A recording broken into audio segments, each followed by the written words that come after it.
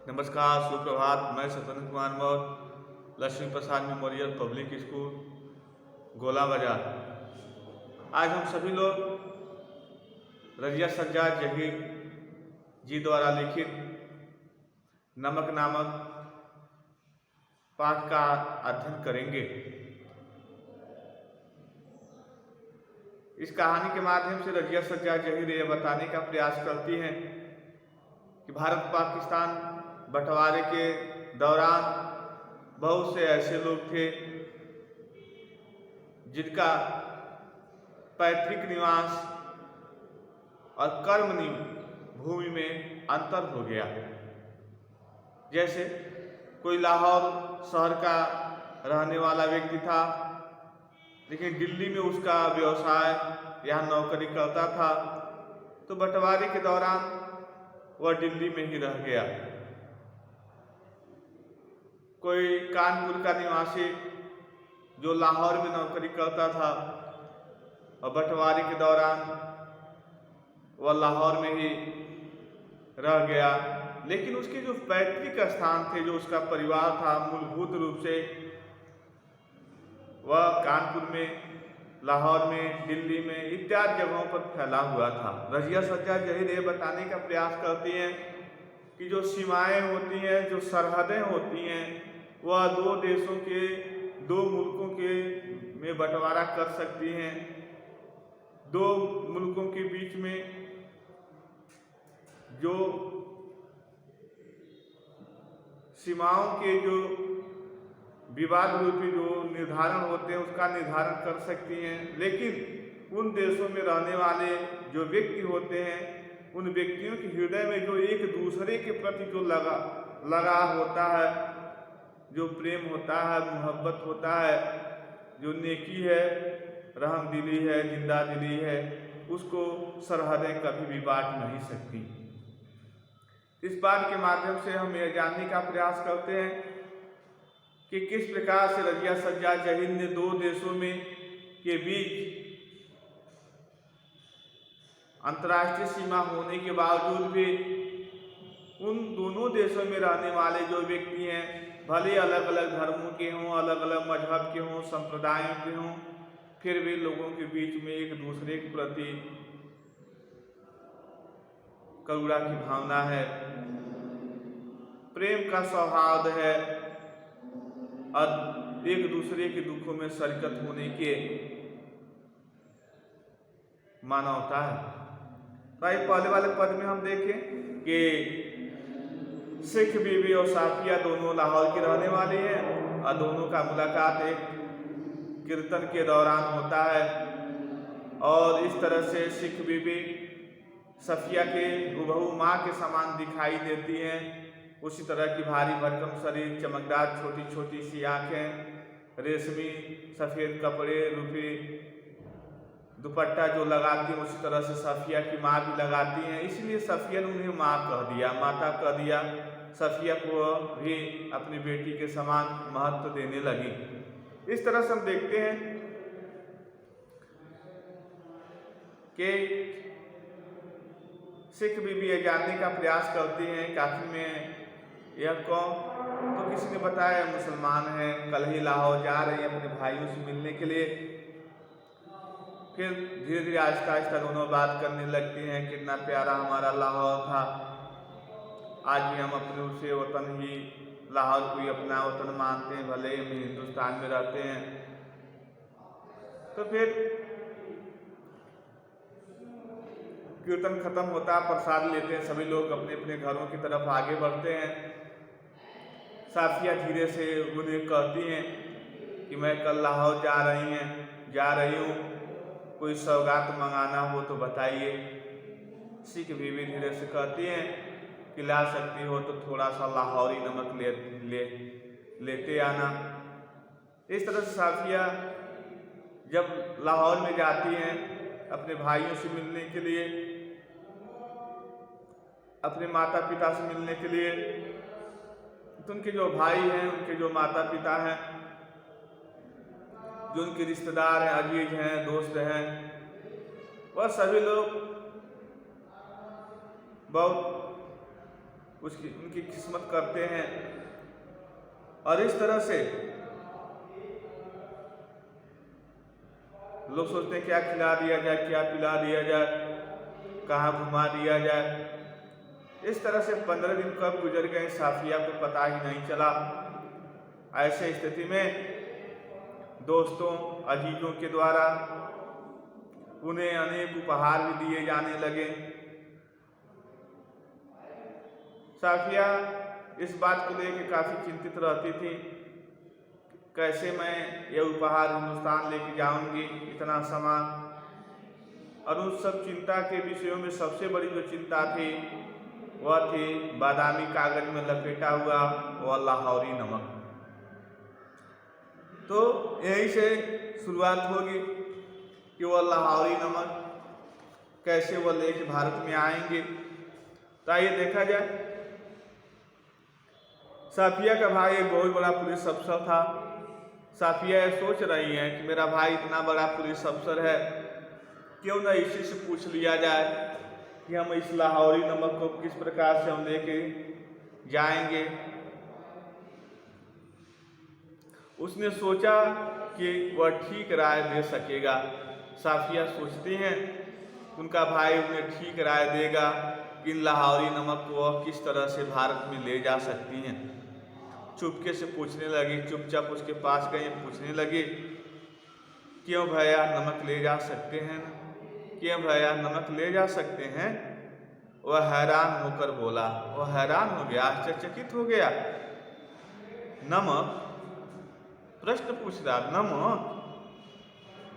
क्यों भैया नमक ले जा सकते हैं? नमक तो नहीं ले जा सकते, गैर कानूनी है यह है। उनका भाई कहता है कुछ भी ले जा सकते हैं, लेकिन कुछ वस्तुओं के प्रतिबंध हैं, सरकार के द्वारा प्रतिबंधित किए गई हैं, उनको हम नहीं ले जा सकते हैं। और इस तरह से गैर कानूनी है। और नमक का आप क्या करोगी, और इन नमकों का आप क्या करोगी। आप लोगों के हिस्से में तो हमसे बहुत ज़्यादा नमक आया है, आप लोगों के हिस्से में तो बहुत ज़्यादा नमक आया है। वह झुझला गई, वह झुझलाने लगी। मैं हिस्से बखरे की बात नहीं कर रही। कहती हैं कि मैं हिस्से बखरे की बात नहीं कर रही हूँ, आया होगा, बहुत आया होगा। मुझे तो लाहौर का नमक चाहिए, लेकिन मुझे तो लाहौर का ही नमक चाहिए। साफिया का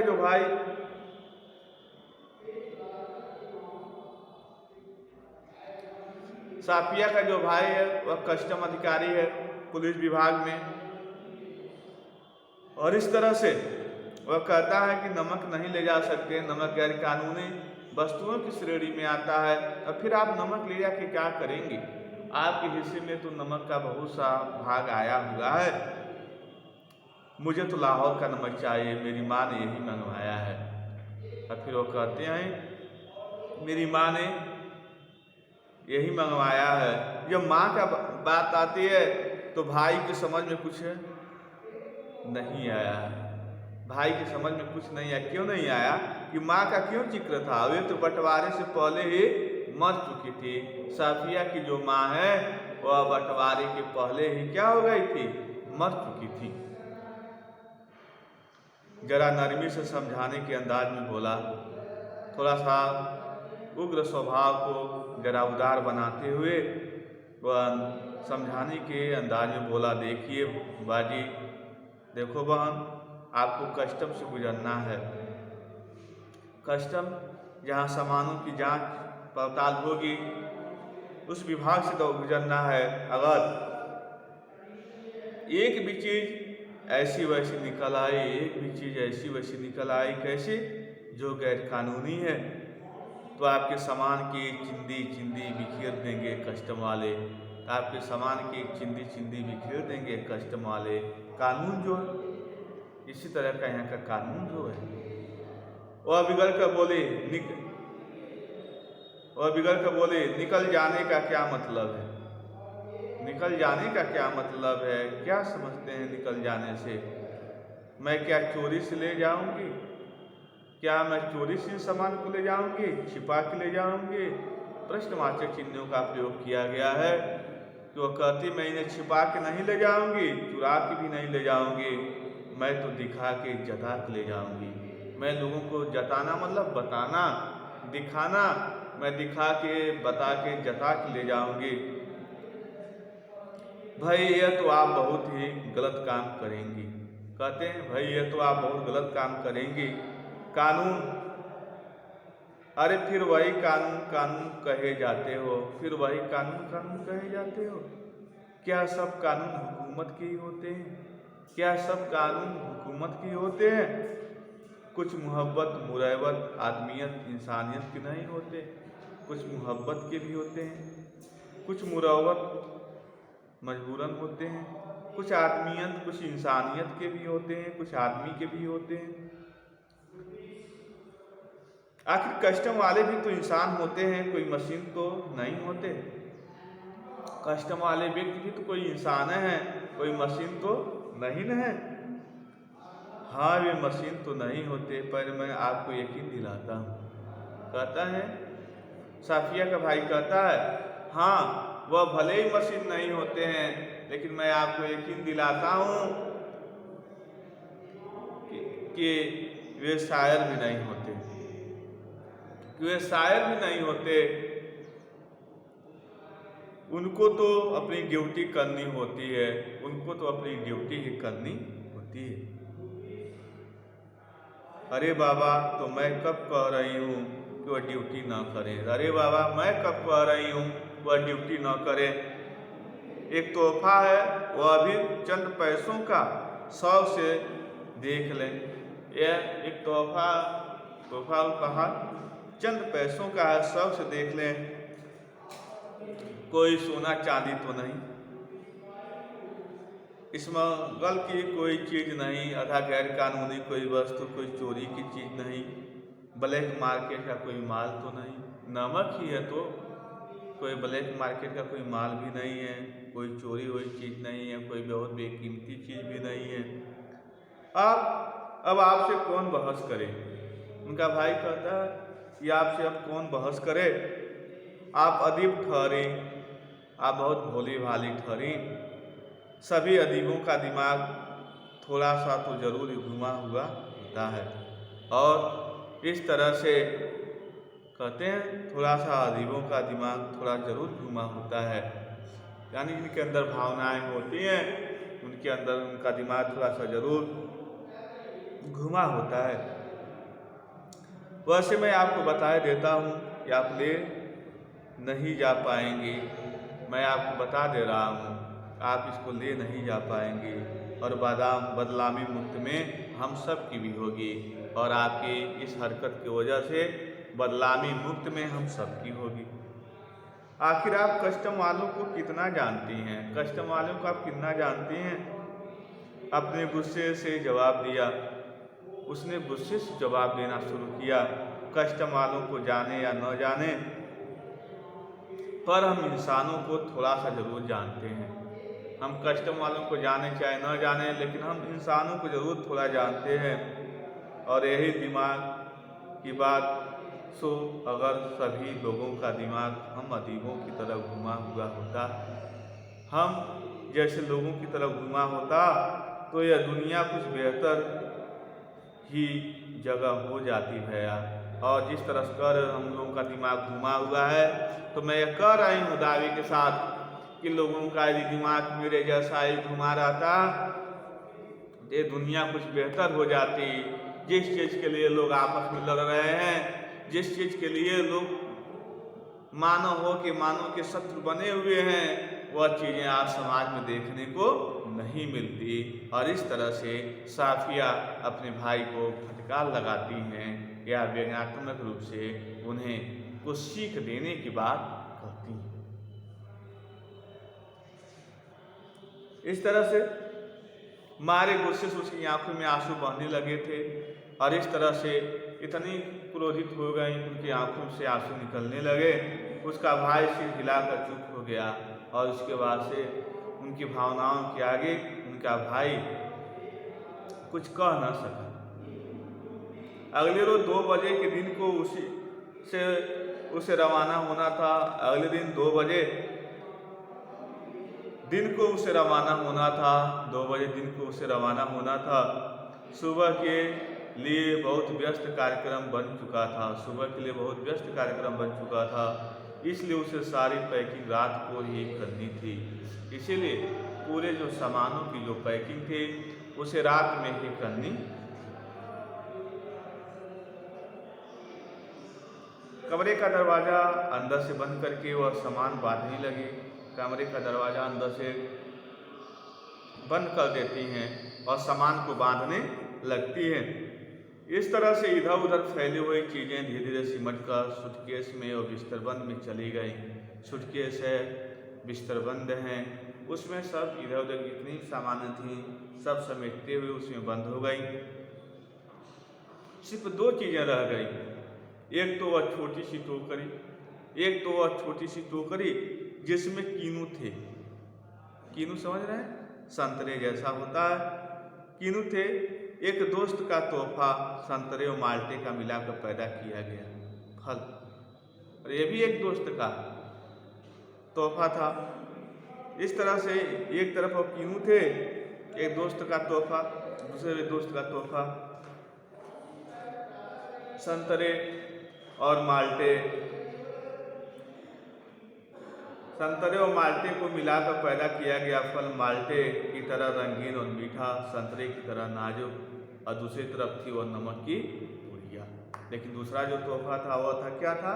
नमक की पुड़िया।